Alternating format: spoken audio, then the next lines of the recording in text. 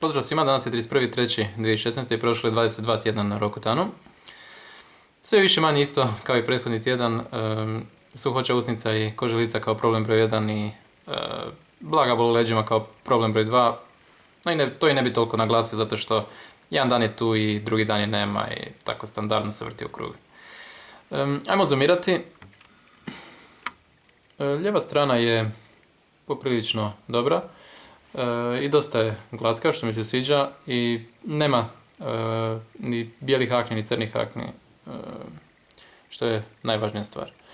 Desna strana je isto ok, par problema tu, ali ništa zato. Čelo je ok, nos je ok i brada je ok.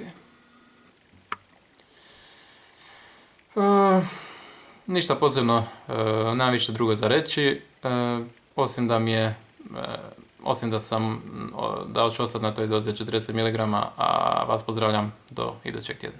Bok.